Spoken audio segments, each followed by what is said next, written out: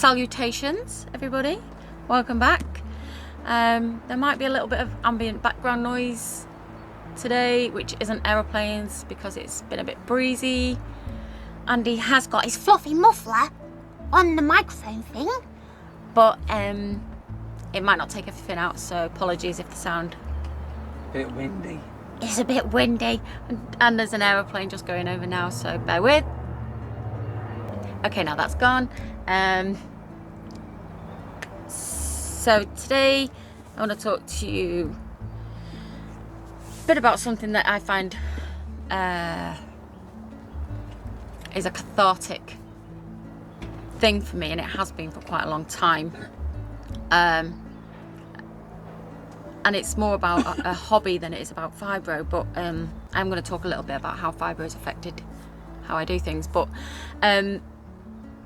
I am very passionate about writing, and I've been writing for a very long time. I'm 42 years old now. Don't look it, I know. But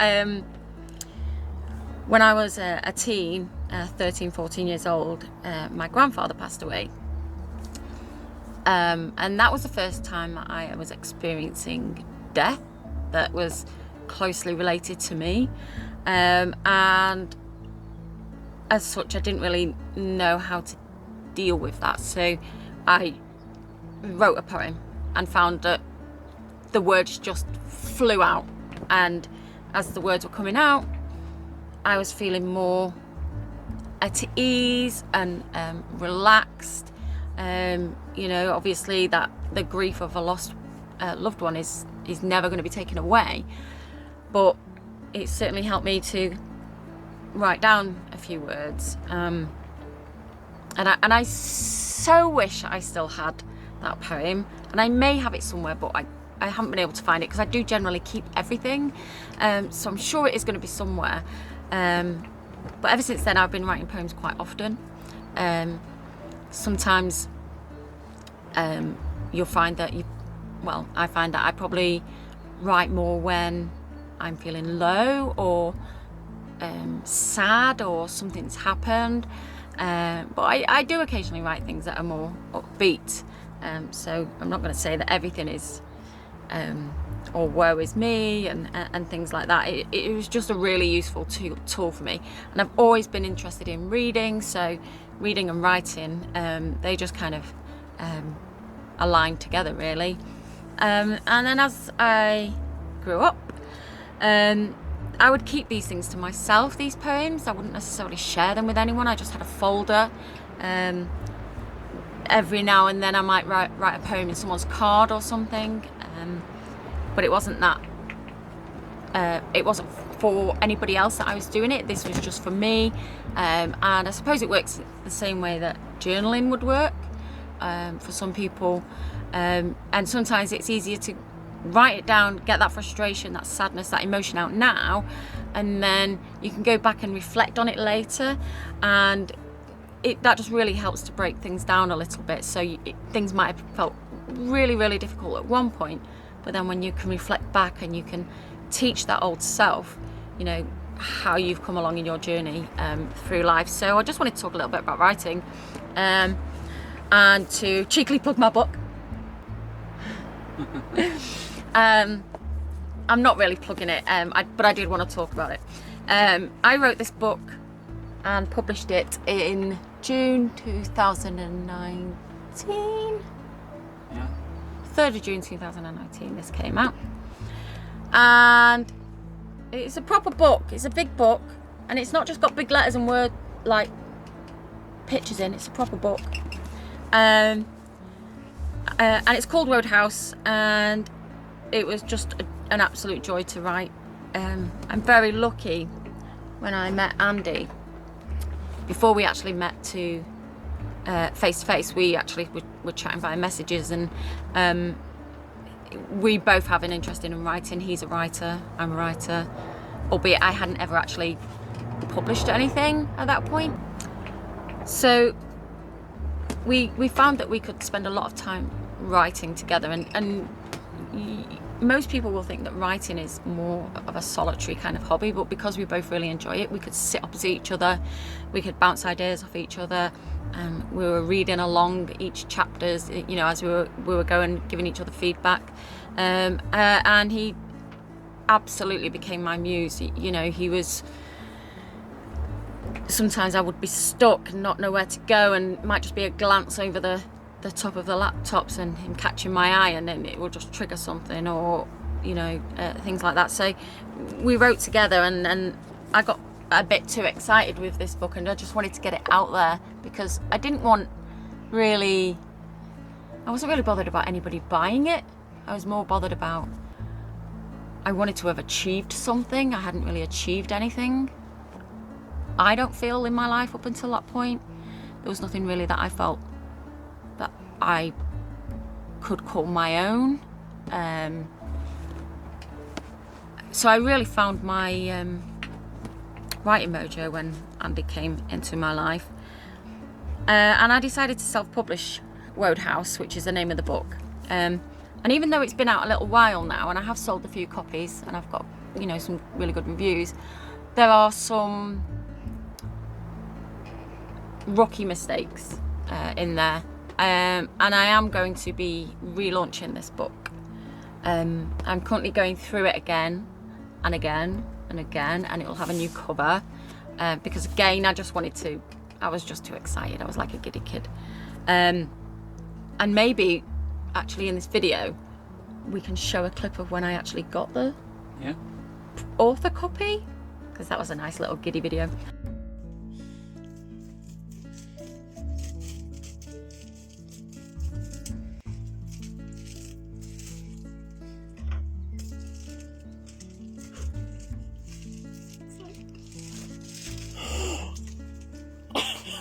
It's my book! Mine! I did that! Wow. So if you do want it, then great, go and buy it. You know, you can get it on Amazon, but maybe wait until it relaunches, because that's hopefully going to be a bit better. It's going to take some time, because I want to make sure that you know, it is really, really nailed down. But it's full of twists and turns. It's a bit of a gothic mystery thriller. It is quite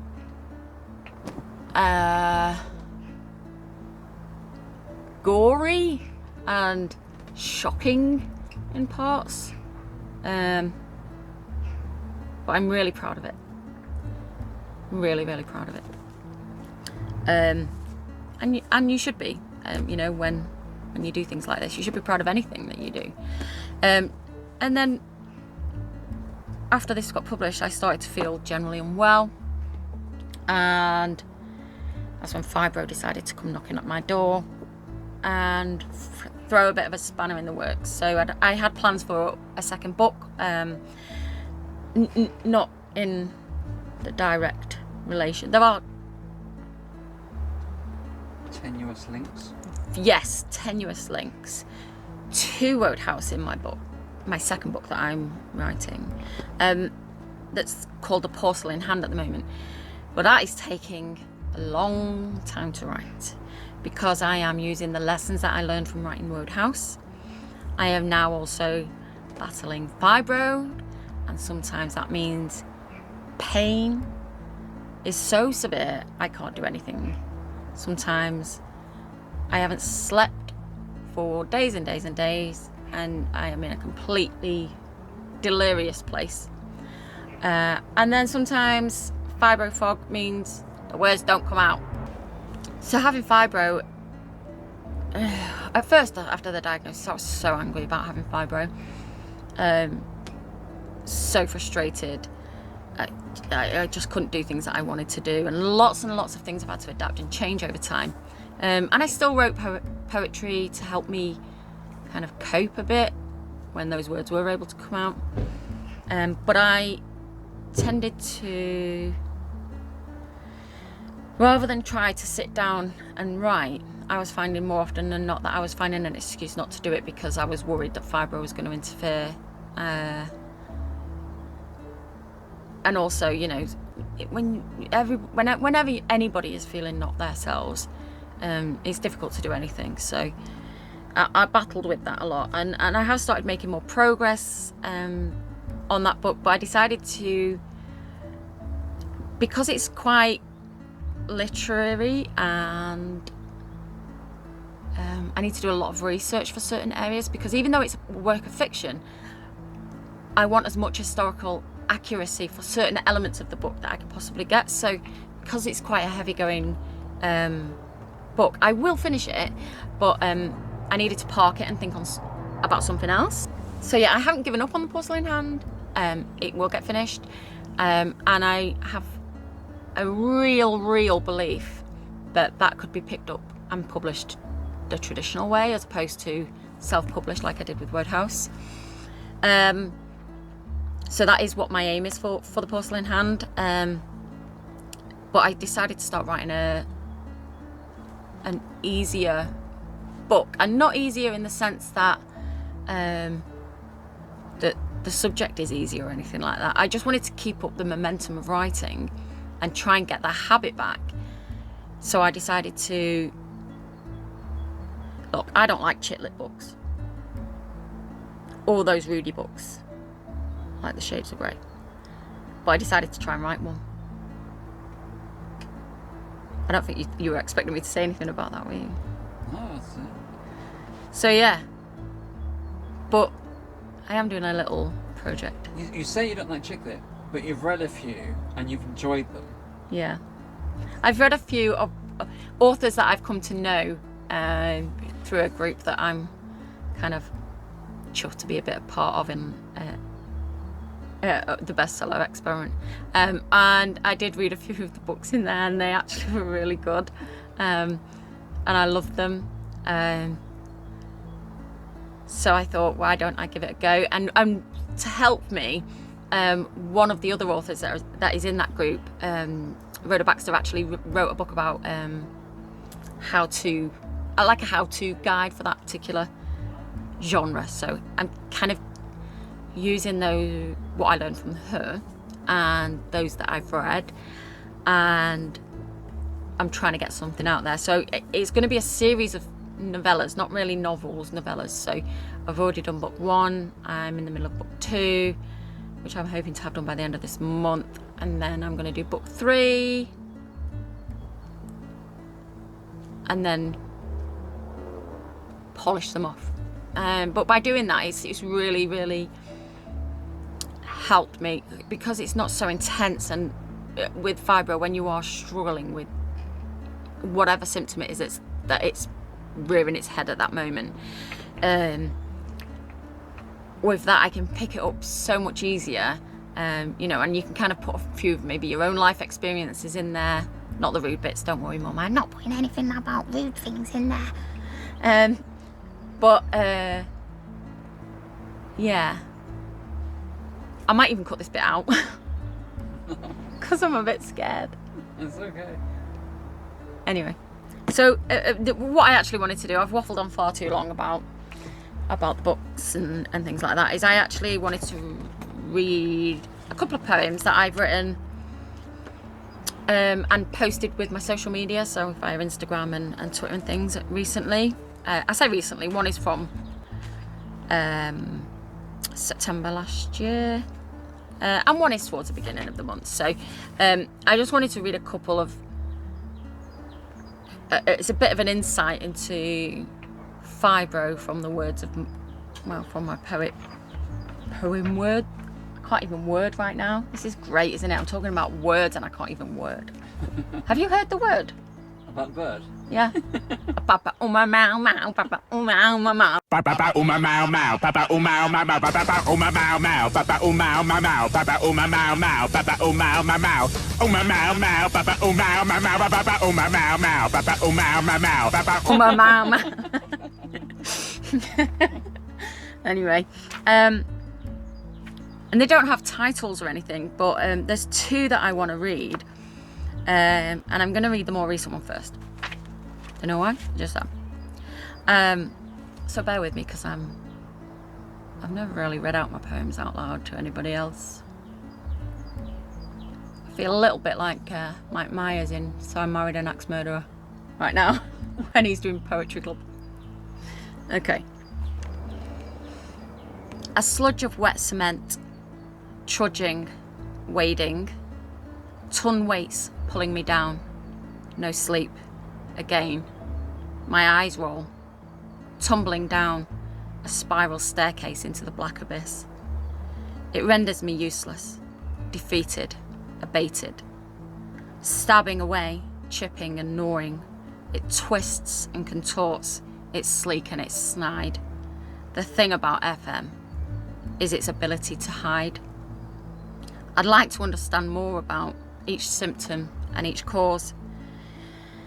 How is it still so mysterious? How can it be expected to live, to exist, to feel?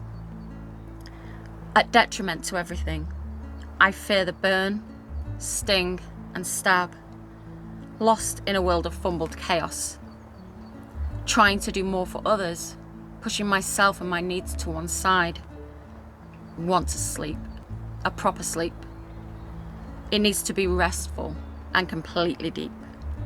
Without sleep, we cannot recharge, meaning every day we plod on, depressed, anxious.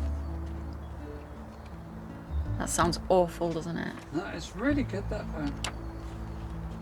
Okay, so that I wrote that at the beginning of March. I was having a bit of I was having a rough few days, so it kind of just, sometimes I just get a couple of lines in my head even when I'm just like trying to go to sleep, so I have to kind of get them down quick and the whole thing just comes out. The next one I'm going to read, it's a little bit about fibro as a whole. So here we go with poem 2. Sleep evades me, it lies beyond my reach. Painsomnia strikes, adding to my restless streak. I barely remember now what it was like before, when my head would hit the pillow as I rattled, as I snored. My normal now of widespread pain, fatigue and so much more feels like a broken record, repetitive, a dulling bore. Over 200 symptoms, the list goes on and on. Some days I feel I have them all, a battle never won. Sentences, words, cognitively empty. Anger, hate and irritable, abundant and in plenty. Sudden changes, as unpredictable as weather.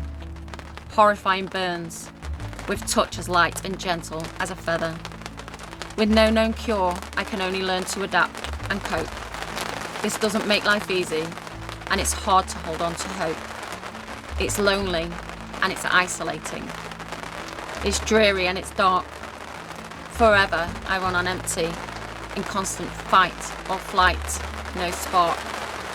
Establishing a pace to manage and to cope. It doesn't mean I'm weak or feeble, it means that I have hope. Indeed, there will be changes to balance normalcy, because despite this condition, I'm still Rachel, I'm still me. And as unpredictable as the weather, it started to rain mid-poem. But when you said that line, literally the It rain was like came. it was timed. That isn't added in, that is actual legit rain. So, yeah, there you go. So it just gives you an idea of what I feel sometimes, and I'm sure others who have fibro will be able to relate. And I'm not going to bang on too much longer because it's freezing, it's windy, it's starting to rain, and I want to go inside. So hopefully you've enjoyed the words. Hopefully the sound's not too tricky. We'll move into a flat soon. And But yeah, our when we're in a studio building won't be with outside. actual walls, this won't be an issue. So until next time, gentle hugs and peace out. Thank you. And how do I look today? You look fantastic. Beautiful and amazing. That's why he's my boyfriend. How can I start this video? How do I start this video today? don't know, the H5 Zoom looks like that old boxing commentator. What? The hair. Des Lynam. I know. Oh. Yeah, it does look a bit like Des Lynam. You mean Don King? Donkey. And he's been playing with his fluffy muffler. Stupid. You know I can see it. You don't need to take a photo to show me. From this side it looks funny.